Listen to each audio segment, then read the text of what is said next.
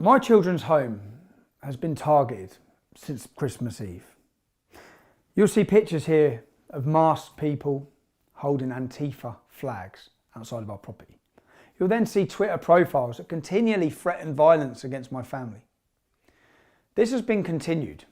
This then resulted in the police coming to my home to tell my wife that people are planning to throw acid in her face. That continued where the next recording you'll hear, the police are telling my wife specifically the name of the organisation and the serious harm they wish to cause our family. Don't know the full ins and outs of it, but basically to inform that a group call themselves Antifa UK. Yeah. Heard of them? Yeah. To be honest, I kind of haven't. And Antifa Dundee, it basically says they're planning to hurt or possibly kill Tommy Robinson because they know where he lives and want to silence him.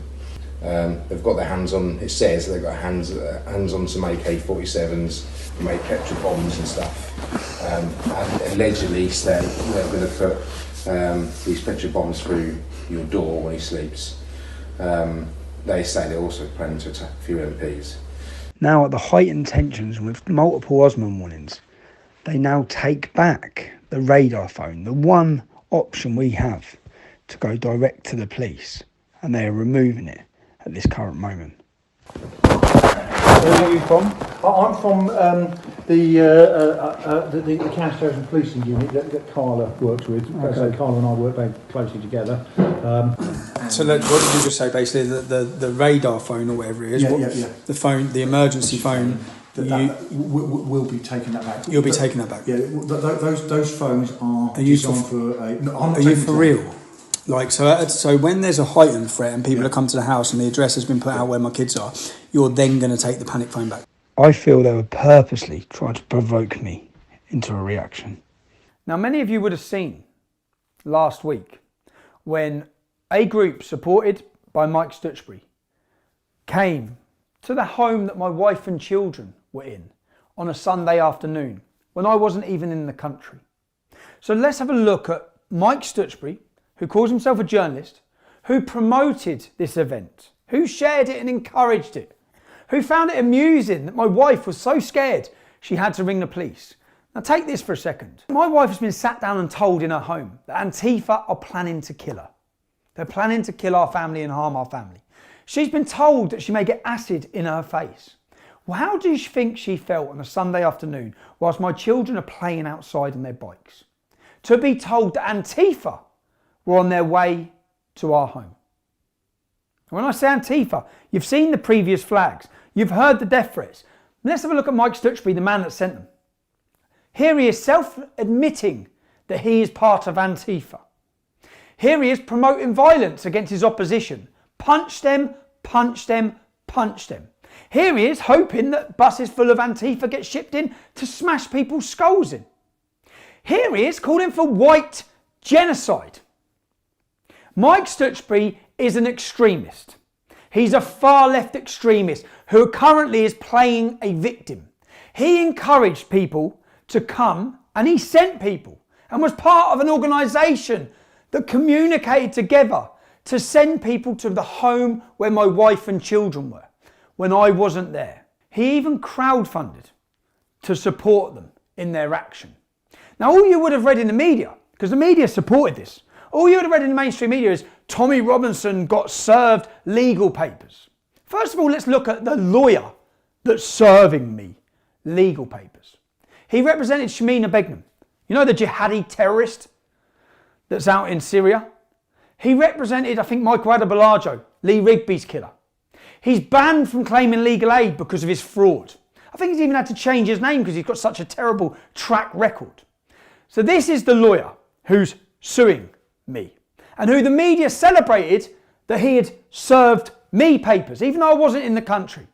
Just so people are aware, on the Friday afternoon, recorded delivery, legal papers were delivered to my wife. So on the Sunday afternoon, when they've already been delivered, and they know they've been delivered because they've been signed for, a stunt was coordinated between an organisation called Resisting Hate, the Muslim jihadi lawyer, Mike Stutchbury, and the far left in general. A stunt to intimidate my wife and my children. So then we know who the Muslim lawyer is. we know who Mike Stutchbury is. Let's look at the gentleman, Richard Coughlin, Dick Coughlin, or Richard Harris, as he's called. Let's have a look at the man that they sent. The man that you can see the Muslim lawyer handing privileged documentation, giving this man my children's home address. That's what he done, fully aware of the serious danger my family are in. And he hands them my children's address. They then come to my children's home. My wife gets a phone call. My children run off the drive. They lock themselves in the house. They ring the emergency 999 call for the police to come. They press panic buttons. They need support because Antifa are coming. They came, they told the Muslim lawyer, he's fully aware they're coming to live stream where my family are. They live stream and dox the name of the road. They doxed the door number. I went up to where a number and they said, right, we'll take that from him, we'll make sure he gets it. They doxed the area. Okay folks, we're here. I'm about to, me and Murphy are about to pop off. My family put in serious, imminent danger. The man specifically chosen, he was chosen. He says in his own video. The lawyer in this case was a guy called Mohammed Sanimi Akunjra, who works for a solicitors in London called, I shit you not, Farouk Bajwa and Co. Solicitors of London.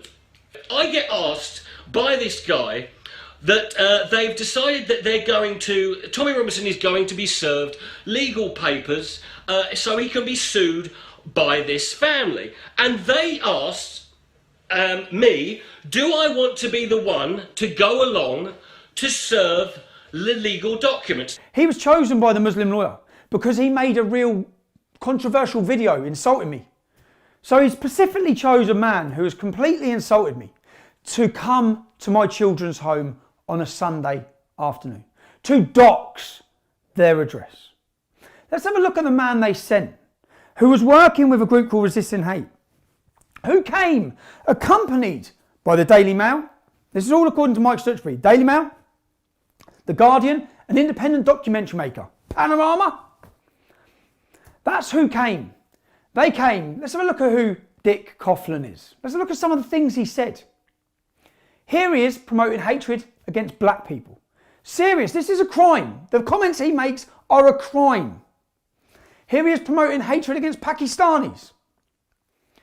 Here he is singing a song promoting anti-Semitism.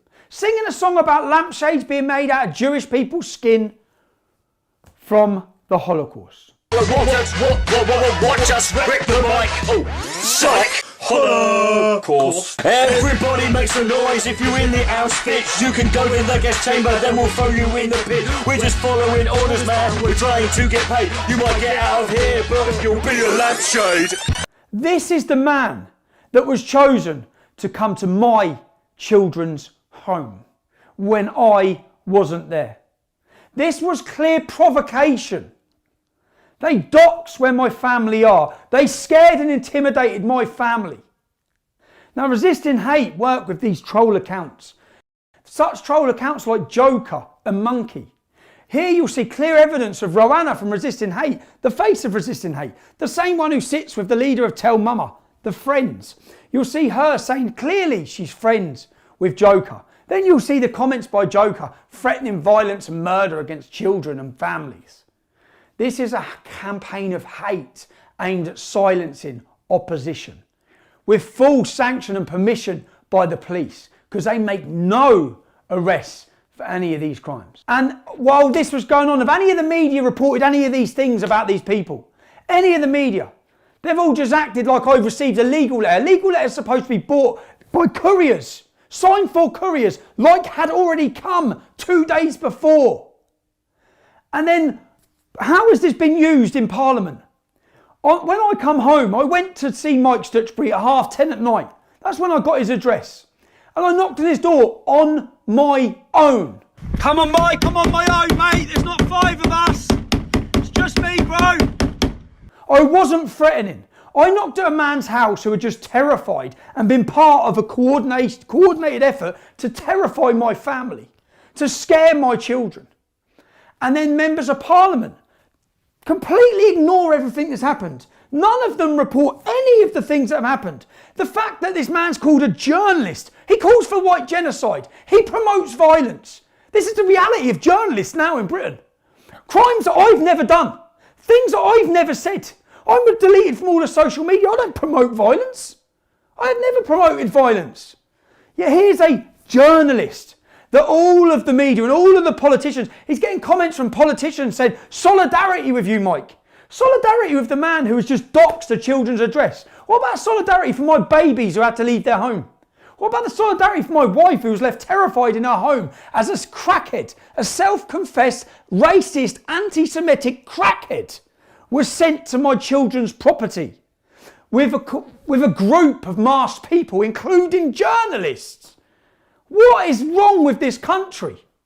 That's the level of corruption in our media. That none of them have reported any of this. They've all just attacked me as though I've terrified innocent people. I've reacted. I've walked into, to be honest, because you know the next morning, I went to Mike Stutchbury's house at 10:30 at night. Here you'll see pictures the next morning at 10 a.m. You'll see pictures of Mike Stutchbury with John Sweeney. This was all pre-planned. This provocation. How do we wind Tommy Robinson up? We know. Let's send a redhead crackhead. Read the comments that Richard Coughlan said. That he actually said these words. He talked about raping my wife in her skull socket. He talked about my children being fed through a meat grinder. He talked about burning my house down whilst masturbating with my family in it. This was the man sent with the media by lawyers to my baby's home. And then maybe I did walk into it because I believe all of this conspiracy, all of this is to get me to react one way. And I fell into it because by going to Mike Stutchbury's house, he's then sitting with Panorama playing the victim. Look at terrible Tommy Robinson, how he scared me in my home. No mention, of course, of probably what he's just done.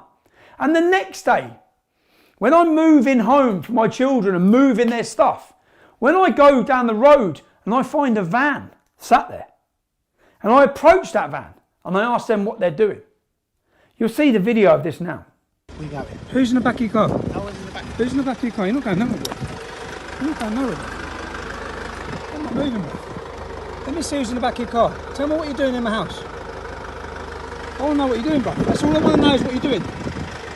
I want to know what you're doing. It's the second car. Pull over then. Pull over then.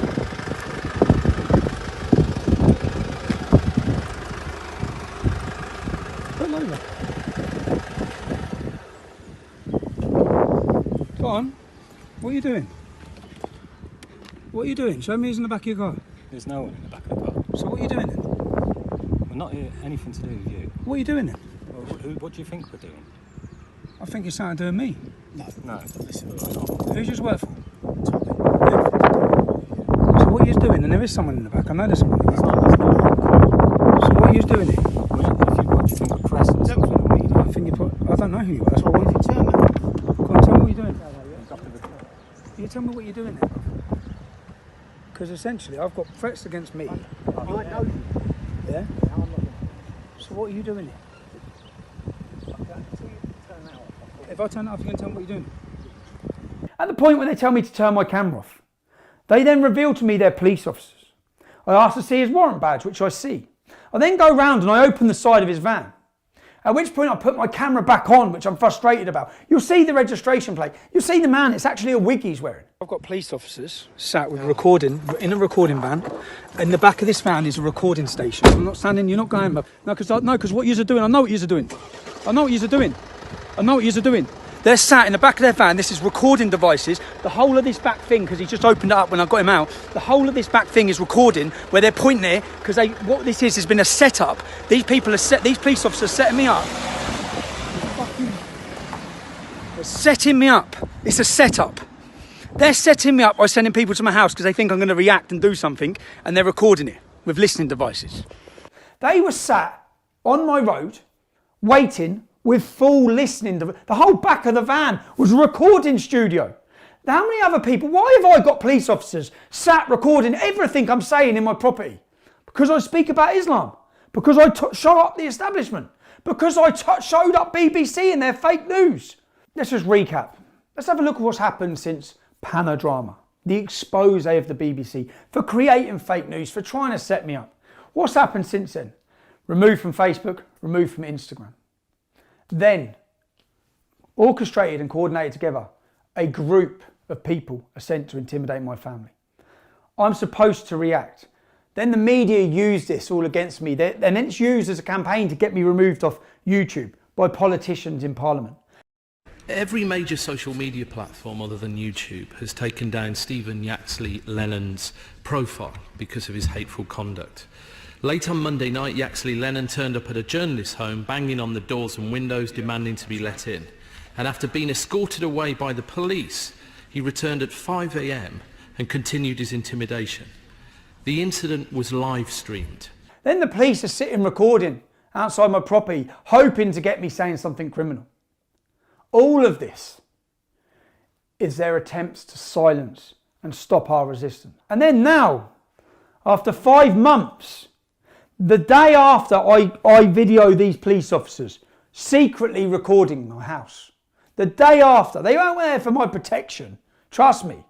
The day after I do that, the Attorney General decides after 5 months to recharge me with the same crimes I've already spent 2.5 months on solitary confinement for. The same crimes that no other journalist or no one else in this country has ever been tried for. I'm being tried for breaching Section 4 reporting restriction. The same weekend I breached that so-called reporting restriction, so did 3 other journalists. I have the evidence and transcripts from court to prove that. None of them have faced prosecution. This is politically motivated persecution in order to silence dissident voices. And this isn't about me, Tommy Robinson. This is about setting an example. If they can do this to me, who else stands up? At the minute, this isn't about me, this is about you. This is about every one of you. If they can take these actions and do this targeting to me and my family, they can do it to yours. There's only one thing I know, and that's to fight back and to continue with your support.